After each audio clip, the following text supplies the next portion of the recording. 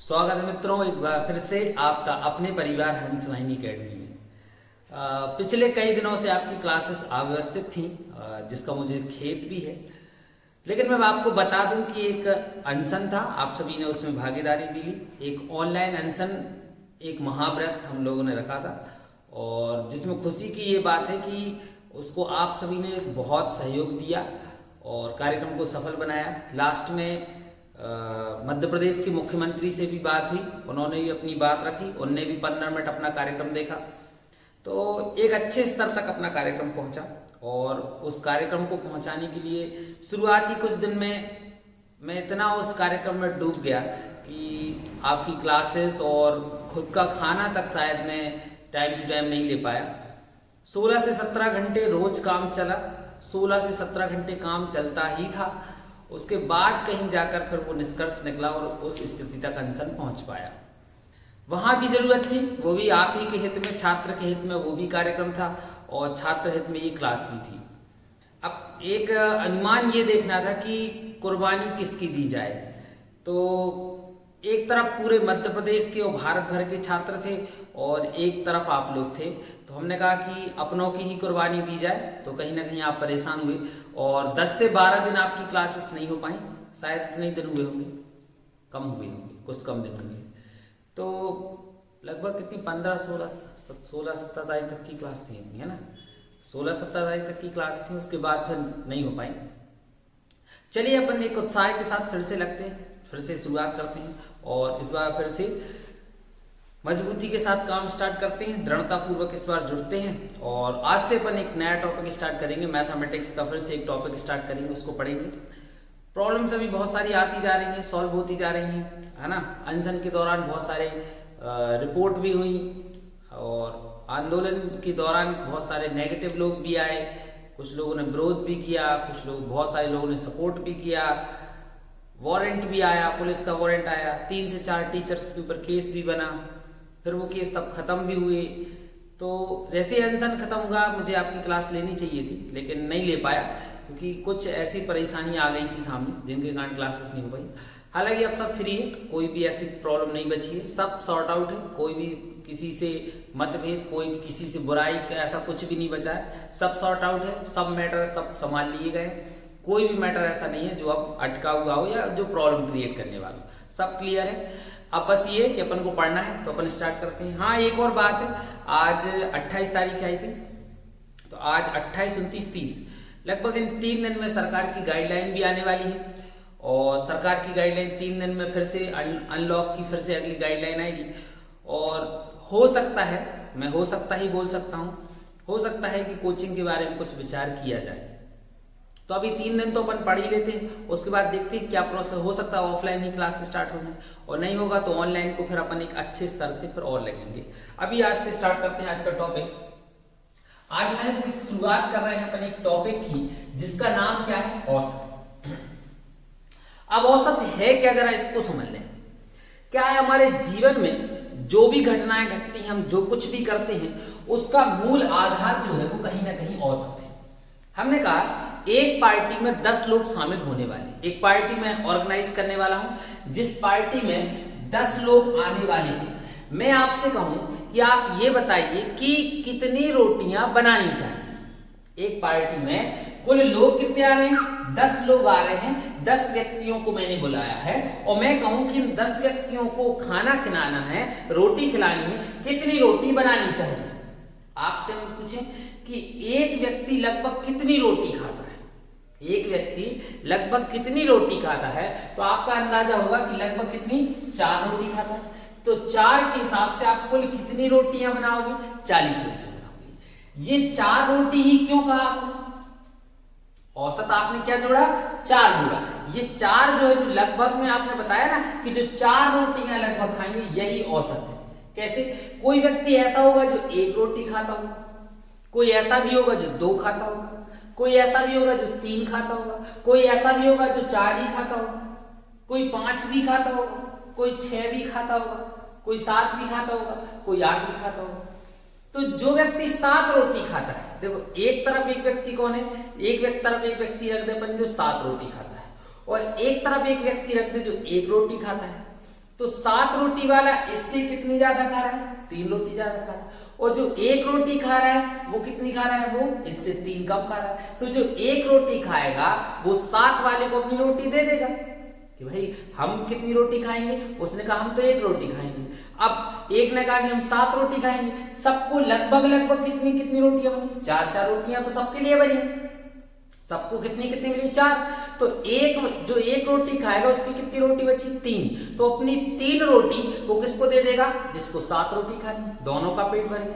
एक व्यक्ति ऐसा होगा जो 2 रोटी खाता है, तो वो कहेगा 2 रोटी तो मैं खा लूंगा, लेकिन सबको अपन ने दी कितनी? 4 रोटी दी। तो 2 रोटी जो खाता है उसकी कितनी बची? 2। तो जिसको 6 खानी होगी तो उसको 4 तो उसके हिस्से की मिलेंगी।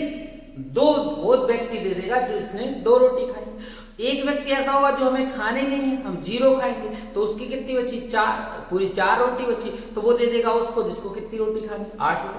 तो कहीं ना कहीं ये जो रोटियां जो है हम औसत लेकर चलते हैं, औसत लेके चलते हो। शादी पार्टी में इस हिसाब से अपन रोटियां बनाते हैं। हम कहेंगे अगर 10 व्यक्ति हैं, अब कितने रसगुल्ले बनवाने चाहिए? तो कोई कहेगा कि सर लगभग 2 रसगुल्ले सबके हिसाब के बनवाने चाहिए। तो जब सबके हिसाब के 2 के हिसाब से बनाओगे तो कुल कितने रसगुल्ले बने? 20। तो यहाँ 2 जो आपने जो ये लगभग मान निकाला ना, ये क्या है? औसत है। जो लगभग निकाला ना कि हाँ सब लोग लगभग है। अब कोई 3 भी खाएगा, कोई 4 भी खाएगा, कोई नहीं भी खाएगा, कोई 1 खाएगा। तो यहाँ जो लगभग जो हम मान निकालते हैं क्या बोलते हैं? औसत। मैं तो कहूं कि पूरी दुनिया का जो सिस्टम है वो औसत पर टिका है। जैसे हम कहें कि अगर अंगूर की अगर हम बात करें तो आपके दिमाग में एक चित्र से होगा कि एक बड़ा सा ऐसा फल होता है, एक बहुत बड़ा ऐसा फल होता है, ऐसा इस प्रकार से उसका एक गुच्छा होता है, बहुत बड़ा सा फल होता है जिसमें इस प्रकार से ये पत्तियां लगी हुई, ऐसी चित्र आया।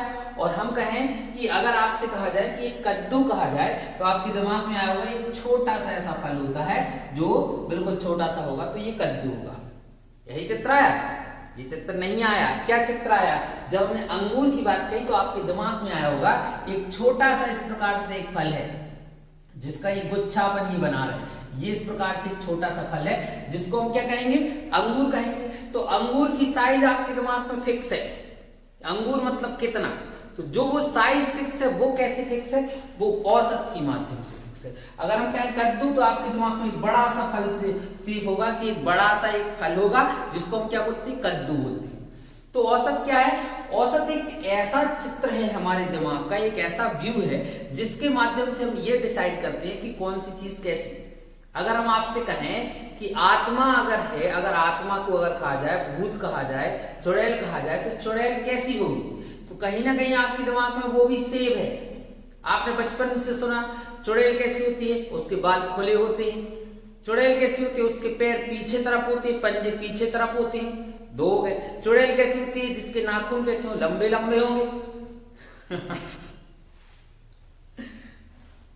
कोई अदरवाइज मत लेना, बहुत सारे लोग होंगे लंबे बाल भी होंगे और नाखून भी बने होंगे। हाँ लेकिन ठीक। और जो पेड़ पर उल्टी लटकी रहती है तो वो कौन होगी? चुड़ैल होगी। तो ये आपके दिमाग में कहां से आया? आपने देखा तो कभी नहीं ना उसको, चुड़ैल को आपने कभी नहीं देखा, लेकिन आपके दिमाग में एक चित्र सेव है। ये चित्र कहां से आया? जो बचपन से आपने जानकारी में सुनी है, जो बचपन से आपके दिमाग में आंकड़े आए हैं कि चुड़ैल मतलब ऐसी, अंगूर मतलब इतना, मतलब जो आपके दिमाग में जो आंकड़े आए ना, इन आंकड़ों के आधार पर आपके दिमाग में क्या बना? चित्र बना। तो कैसे चित्र बना? आपके दिमाग ने क्या किया?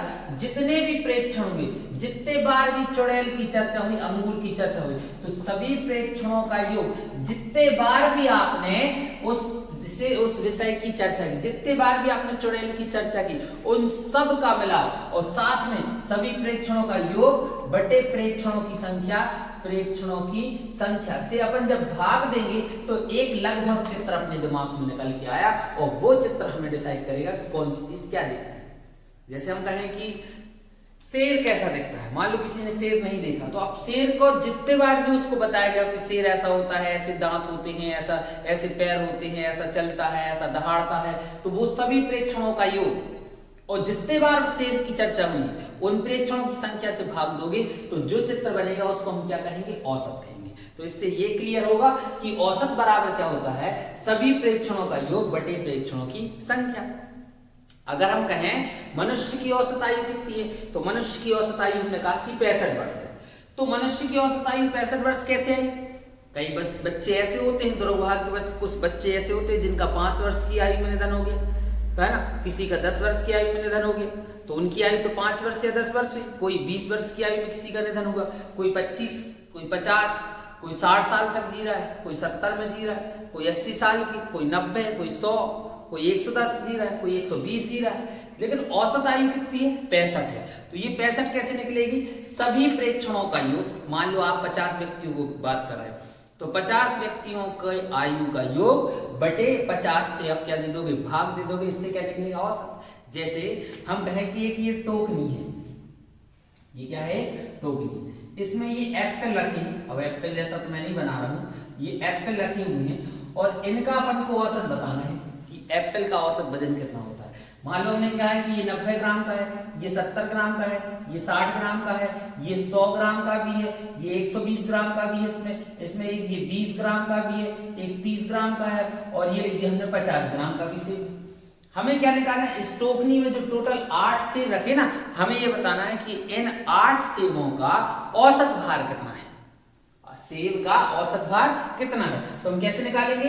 औसत निकालने के लिए क्या करते हैं? सभी प्रेक्षणों का योग बटे प्रेक्षणों की संख्या। तो सभी प्रेक्षणों का योग तो 90 धन 70 धन 60 धन 20 धन 30 धन 100 धन 120 धन 50, सभी प्रेक्षणों का योग बटे प्रेक्षणों की संख्या कितनी? 1 2 3 4 5 6 7 8, 8 से भाग दे देंगे। तो इससे क्या पता चल जाएगा अपन को? औसत। योग करें, 90 और 70 जोड़ेंगे कितना हुआ? 160 हुआ। 160 में जोड़ेंगे कितना अपन? 60 जोड़ेंगे तो 120 हुआ। 160 में जोड़ा कितना अपन ने? 60 जोड़ा तो कितना हुआ? 220 हुआ। 220 और 20 जोड़ा 240। 240 में अपन ने 30 जोड़ा तो 240 होती 270।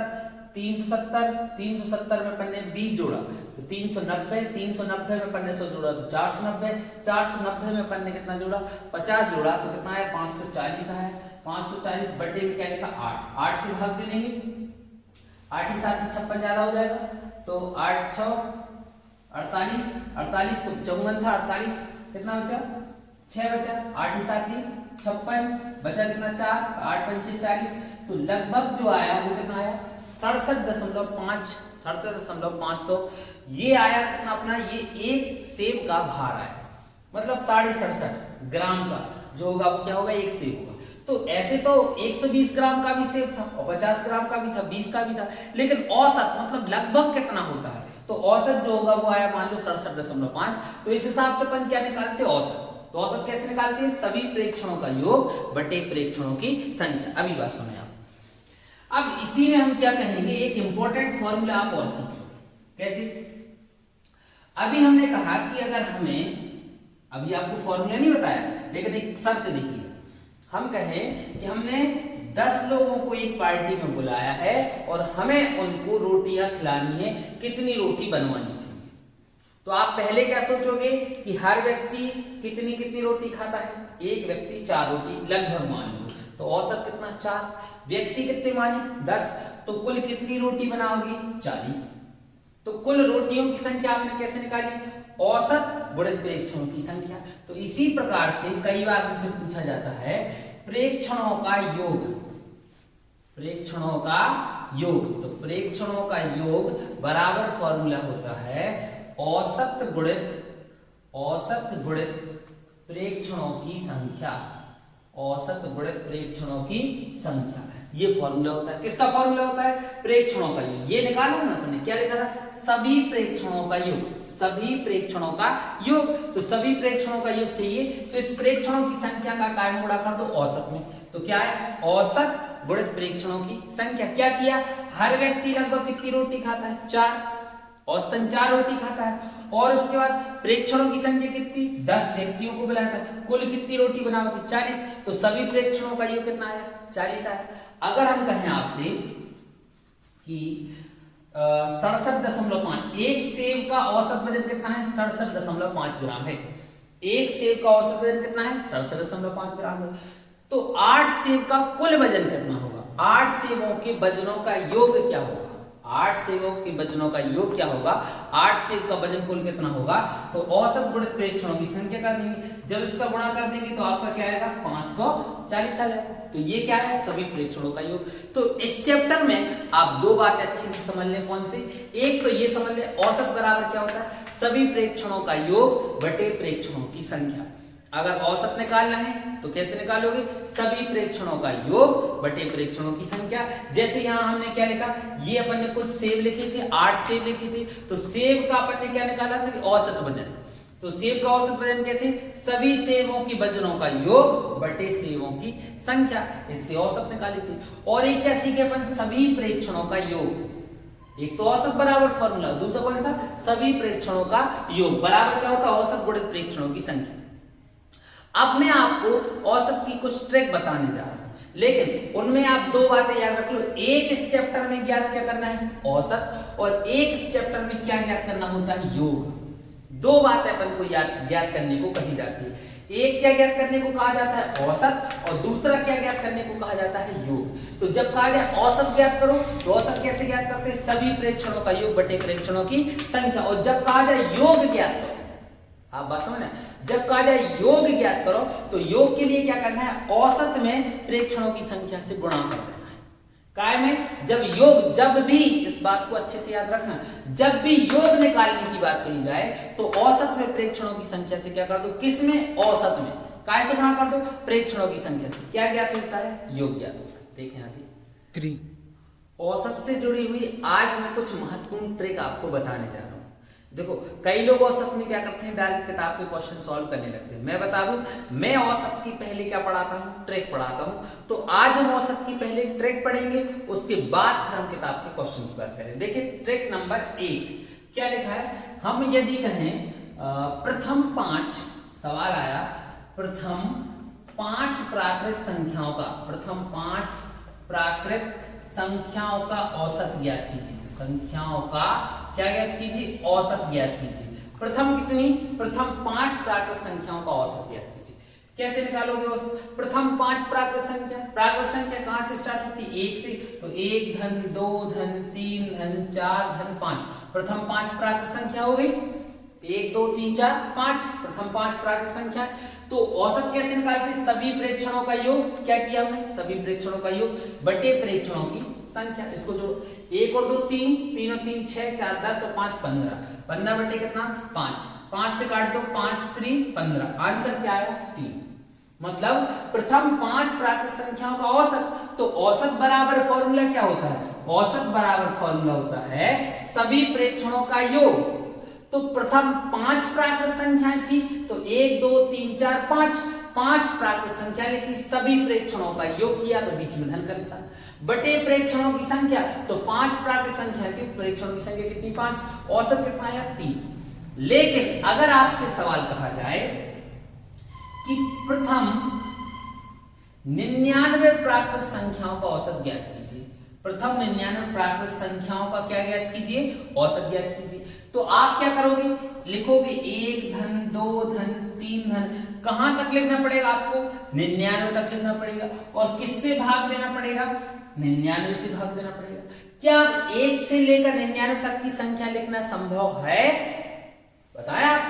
यहां प्रथम 5 प्राकृत संख्याओं का औसत था, तो 1 से लेकर 5 तक की संख्या लिख दो और 5 से भाग दे दो। जोड़ना भी आसान था, 15 है, इन सब का योग 15 है। लेकिन अब 1 से लेकर कहां तक की, 99 तक की। चलो 99 क्यों, यहां हम कर दे 1296, प्रथम 1296 प्राकृत संख्याओं का औसत लिखिए। तो अब क्या 1296 तक की संख्या लिखना संभव है, तो नहीं। अब 1 से लेकर 1296 तक की संख्याओं को हम नहीं लिख सकते और डायरेक्ट योग नहीं निकाल सकते। मतलब यहां पर किसी ना किसी ट्रिक की आवश्यकता होगी।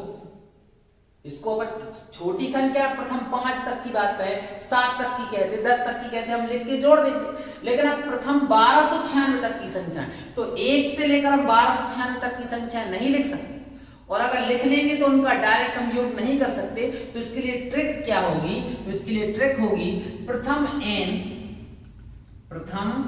n प्राकृत संख्याओं का औसत, प्रथम n प्राकृत संख्याओं का औसत, संख्याओं का औसत। और इसके लिए ट्रिक जो होती है वो होती है n धन 1 बटे 2। बस ये याद रखो। प्रथम n प्राकृत संख्याओं का औसत निकालने के लिए ट्रिक क्या है, n धन 1 बटे 2। जैसे इसको अपन हल करते हैं, प्रथम 5 प्राकृत संख्याओं का औसत चाहिए था। प्रथम कितनी, 5 प्राकृत संख्याओं का औसत, तो औसत बराबर क्या, ट्रिक क्या है, n धन 1 बटे कितना 2। क्या लिखा, प्रथम n प्राकृत संख्या, n का मान कितना है 5, तो n का मान रख दो 5 धन 1 बटे 2, तो 5 और 1 6, 6 बटे 2, आंसर क्या है 3। लॉन्ग मेथड से आंसर क्या आया था, 3 आया था। शॉर्टकट से आंसर क्या है, 3 आया। अगर यहां लिखा होता प्रथम 99 प्राकृत संख्याओं का औसत निकालिए, तो ट्रिक क्या है, n धन 1 बटे 2, n का मान क्या रखते 99, धन कितना 1 बटे 2, तो क्या आता अपना 100 बटे 2, तो औसत क्या हो जाता 50। तो आसानी कहां है, ट्रिक में आसानी। कोई भी संख्या कह दे, कोई कह दे 67 तक की प्राकृत संख्याओं का औसत निकालिए, प्रथम कितनी 67 प्राकृत संख्याओं का औसत, तो अपन क्या लिखेंगे, प्रथम 67 प्राकृत संख्याओं का औसत के लिए ट्रिक क्या होगा, n धन 1 बटे 2, तो 67 धन 1 बटे 2, तो ये कितना हो गया 68, 68 बटे 2, तो कितना आया 34। अभी बात पूरी नहीं हुई, अभी क्या है बात, ये तो बात ठीक है कि औसत की, लेकिन अगर इसी में कहा जाए योग के लिए, बात समझे आप। अभी हमने फॉर्मूला क्या देखा था, फॉर्मूला भी हमने सीखा प्रथम n प्राकृत संख्याओं का औसत, यही सीखा था, प्रथम n प्राकृत संख्याओं का औसत, तो औसत बराबर फॉर्मूला क्या लिखे थे, n धन 1 बटे 2, यही सीखे थे ना।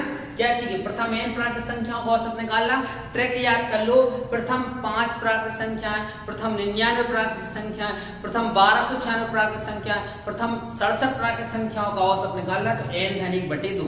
लेकिन इसी में कहा जाए प्रथम n प्राकृत संख्याओं का, n प्राकृत संख्याओं का क्या निकालो, योग, क्या निकालना है, योग। तो योग बराबर पर इससे पहले एक फॉर्मूला हमने 3 बार बोला था, योग बराबर फॉर्मूला क्या होता है, औसत गुणित प्रेक्षणों की संख्या, औसत गुणित प्रेक्षणों की संख्या।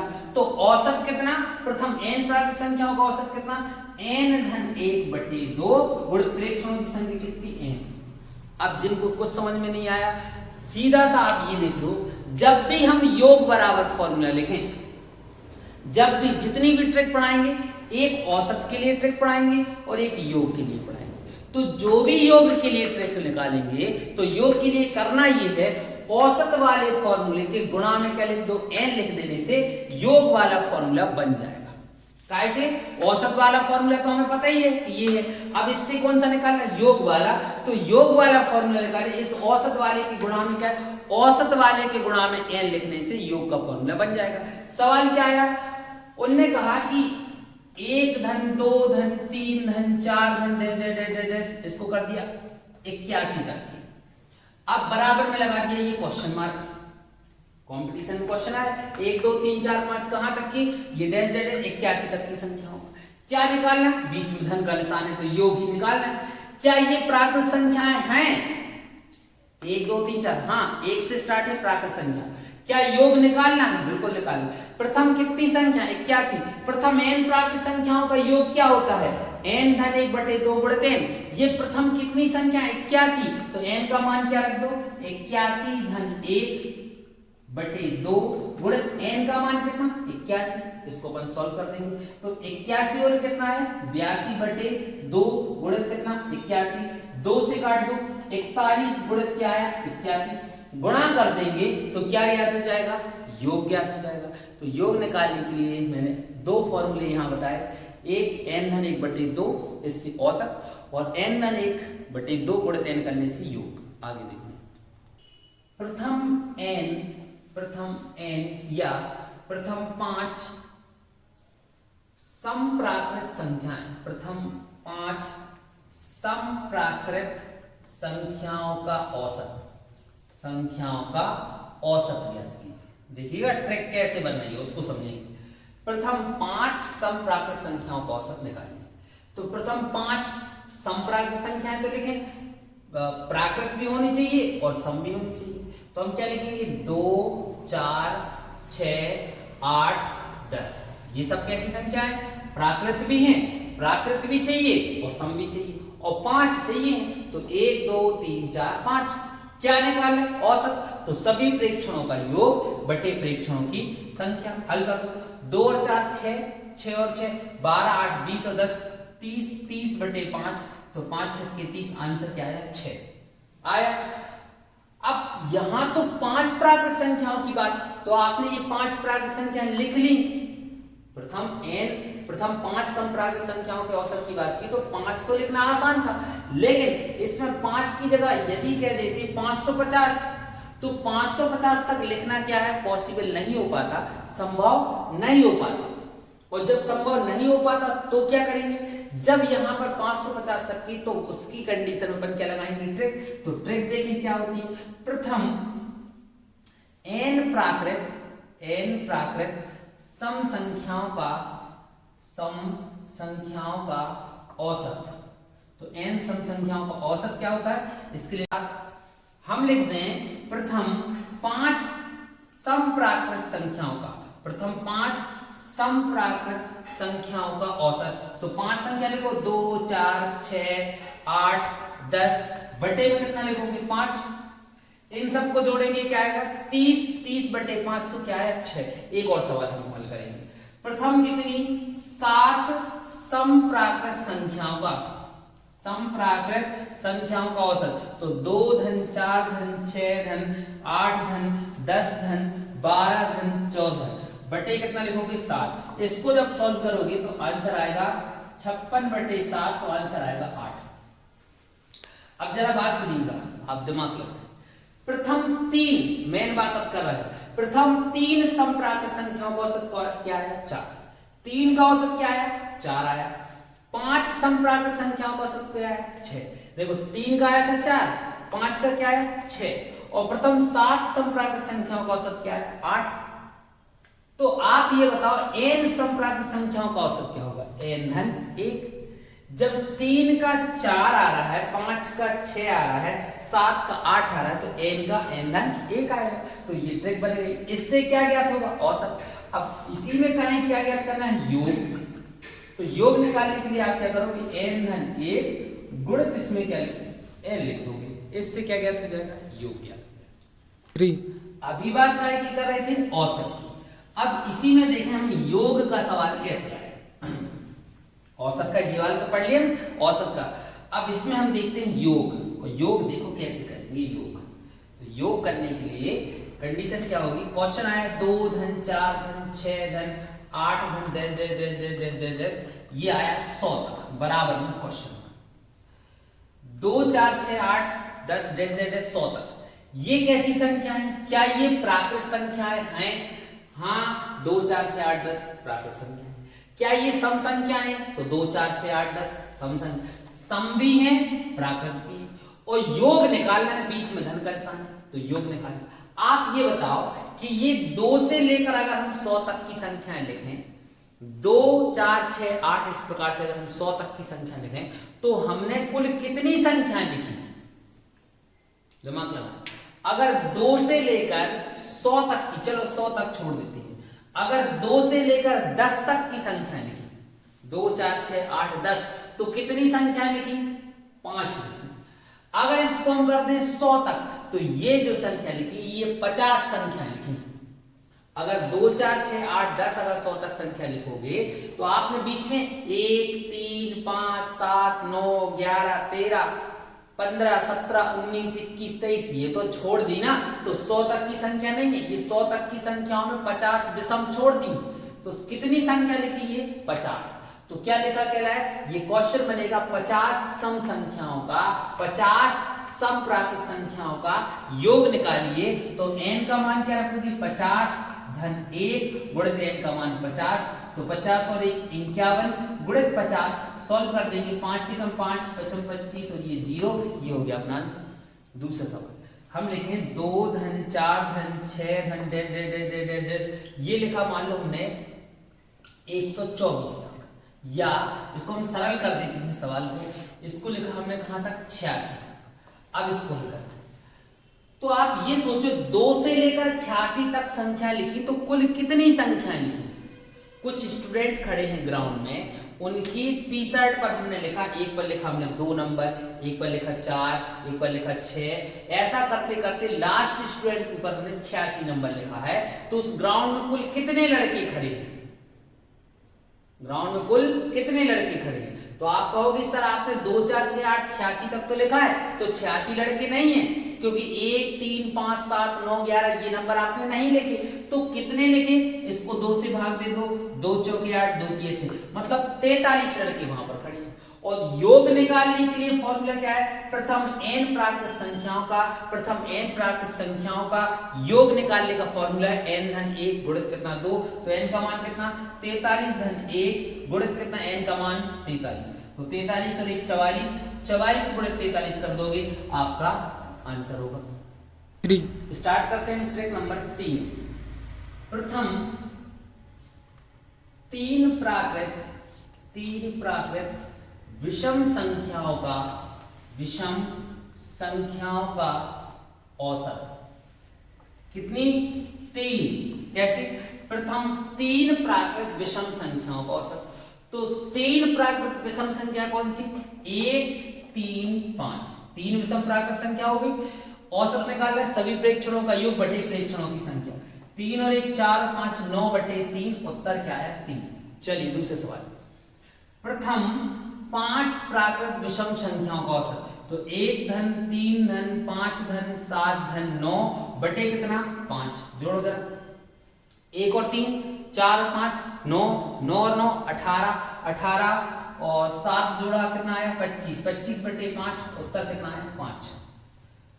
चलो इसमें प्रथम कितनी? 7 विषम प्राकृत संख्याओं का औसत। तो 1 धन 3 धन 5 धन 7 धन 9 धन 11 धन 13, 7 संख्या हो गई। भाग कितने से? 7 से। तो इसका योग आएगा 49 बटे 7, तो उत्तर कितना आएगा? 7। अब आप ये सोचो कि प्रथम 3, अब इसके हिसाब से अगर लिखें प्रथम n प्राकृत संख्याओं का, n प्राकृत विषम संख्याओं का औसत, विषम संख्याओं का औसत, तो फॉर्मूला क्या होगा? लॉजिक करना है। प्रथम कितनी? प्रथम 3 प्राकृत विषम संख्याओं का औसत 3 आया। प्रथम 5 प्राकृत विषम संख्याओं का औसत 5 आया। प्रथम 7 विषम संख्याओं का औसत कितना है? 7 आया। तो प्रथम n विषम संख्याओं का औसत क्या होगा? जब 3 का औसत 3 है, 5 में 5 आया, 7 में 7 आया, तो n में भी क्या आएगा? n आएगा। अब कोई कहे प्रथम 777 प्राकृत विषम संख्याओं का औसत क्या होगा? तो आंसर क्या होगा? 777 होगा। प्रथम 999 विषम प्राकृत संख्याओं का औसत क्या होगा? तो 999 होगा। प्रथम 786 विषम प्राकृत संख्याओं का औसत क्या होगा? 786 होगा। प्रथम 214 विषम प्राकृत संख्याओं का औसत 214 होगा। ये बात समझ में आई? आसान सी। अब इसी में लिख दें प्रथम n प्राकृत संख्याओं का, इसमें निकालना है योग। तो योग के लिए हमने क्या ट्रिक बताई थी? औसत वाली ट्रिक थी, गुणा में क्या लिख दो? n लिख दो। इससे क्या बनता है? योग। एक सवाल, 1 धन 3 धन 5 धन 7 धन डैश डैश डैश डैश, ये लिखा हमने 99 धन। क्वेश्चन, अब इसमें इस सवाल में आप ये बताएं औसत निकालना है कि योग? आप बताएं इस सवाल में औसत निकालना है कि योग निकालना है? तो 1 से लेकर 99 तक की ये संख्या है, तो इसमें हमें क्या निकालना है? इसमें निकालना है धन के निशान लगे हैं, तो निकालना है योग। तो योग कैसे निकालते हैं? n गुणित n। तो n का मान क्या है? जब 1 से लेकर 99 तक की संख्या लिखी है, तो कुल कितनी संख्या लिखी? 1 3 5 7 9 करके 99 तक संख्या लिखी, तो कुल कितनी संख्या लिखी? तो आप ये सोचे 1 से लेकर 100 तक कुल 100 संख्या है। अब 100 तक की संख्या में 50 सम संख्या है और 50 विषम संख्या है। तो 1 से लेकर 99 तक जो है ये कितनी है? 50। और योग निकालने के लिए हम क्या करेंगे? n का मान 50, n का मान 50, तो 25, आंसर क्या आया? 2500। कितनी ट्रिक हो गई? 3। आज की आखिरी और चौथी ट्रिक, किसी संख्या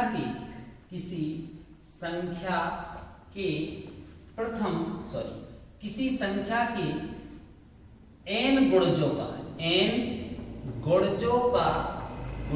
का औसत, ये अपन को पढ़ना है। चलिए इसमें लिखते हैं, किसी संख्या की जगह हम लिख देते हैं 3 के प्रथम 5 गुणजों का औसत। कितने के? 3। प्रथम कितने? 3 के प्रथम 5 गुणजों का औसत चाहिए। संख्या कौन सी? 3 के क्या चाहिए? प्रथम, पहले हम करते हैं लॉग मेथड से, फिर शॉर्टकट से। 3 के प्रथम 5 गुण, 3 एकम 3, 3 दूनी 6, 3 तिरका 9, 3 चौके 12, 3 पांचे 15। 3 के प्रथम कैसे? 5 गुणजों का औसत चाहिए, तो सभी प्रेक्षणों का योग बटे प्रेक्षणों की संख्या। 3 के प्रथम 5 गुणज थे तो 3 का दुनिया लिखा, 3 एकम 3, 3 6, 3 तिरका 9, 3 चौके 12, 3 पांचे 15। तो 3 के प्रथम 5 गुणज लिखे, 5 ही लिखे ना, 3 पांचे 15 तक 5 गुणजों का औसत चाहिए। औसत कैसे निकालते? सभी प्रेक्षणों का योग बटे प्रेक्षणों की संख्या। जोड़ो, 6 और 3 9, 9 और 9 18, 18 2 20, 20 और 10 30, 30 और 15 कितना? 45, 45 बटे 5, 5 नाम 45, आंसर क्या आया? 9। अब इसमें ये तो लॉन्ग मेथड थी। अब अगर इसमें 3 के ना कह के 73 के कहते, 73 के प्रथम 5 गुणजों का होता, तो क्या आपसे 73 का दुनिया आता है? चलो आता है। 73 की जगह 273 कहते, 273 के प्रथम 15 गुणजों का औसत निकालिए, तो उस कंडीशन में आप कहते सर हमें इसका आंसर पता नहीं है, इसकी टेबल हमें नहीं आती। हम मान लो आपसे कहें प्रथम 973, ये लिखें 973 के प्रथम 5 गुणजों का औसत निकालो, तो क्या इसको इस विधि से हल करना संभव है? आपका जवाब होगा हल करना संभव नहीं है। तो इसके लिए हम क्या करेंगे वो देखें। किसी संख्या के n गुणजों का औसत बराबर फॉर्मूला होता है संख्या गुणित n धन 1 बटे 2। ये फॉर्मूला आपको याद करना है। कोई भी संख्या हो, जैसे अभी संख्या क्या थी? संख्या ये थी 3 के प्रथम 5 गुणजों का औसत, ये किया था लॉन्ग मेथड से। 3 के प्रथम 5 गुणजों का औसत ये किससे था? Long method. अब इसी को करें शॉर्टकट से, तो संख्या कितनी? 3, 5 गुणज है तो n का मान 5 धन 1 बटे 2, सॉल्व कर दो। 3 5 और 1 6 बटे 2, 2 3 6, 3 तिरका 9, आंसर क्या है? 9। अगर इसी में ये कहते 73 के प्रथम 5 गुणज, 73 के प्रथम 5 गुणजों का, 5 की जगह हम कर देते हैं 10, 73 के प्रथम 9 कर देते हैं, 73 के प्रथम 9 गुणजों का औसत। तो अपन संख्या क्या लिखते? 73, n का मान क्या रखते? 9, इसको अपन सॉल्व कर देते, क्या आता? 73, 9 और 1 कितना? 10 बटे 2, 2 पंचे 10, 5 आया। तो 73 गुणित क्या करते? 5, 5 3 15, 5 7 35 और 1 36, ये आंसर है। तो हम क्या कर रहे हैं? किसी संख्या के n गुणजों का औसत निकालने का फॉर्मूला है संख्या गुणित n धन 1 बटे 2। अब इसी में कहते हैं योग, तो योग कैसे निकालोगे? संख्या गुणित n धन 1, तो n का मान n धन 1 बटे 2, गुणित में भी क्या लिख दो? n। इससे क्या निकलेगा? योग। आज का आपका होमवर्क है, इस फॉर्मूले के बेस्ड आपको 5 प्रश्न बनाकर लिखना है और उनको हल करके सेंड करना है। किसके? इस ट्रिक के बेस्ड। बाकी सबके क्वेश्चन तो हमने बना के बताए, इसके आपको क्वेश्चन ही बनाने हैं और हल करके आपको सेक्शन में सेंड करने हैं। आज के लिए बस इतना ही, मिलते हैं कल। अभी के लिए नमस्कार।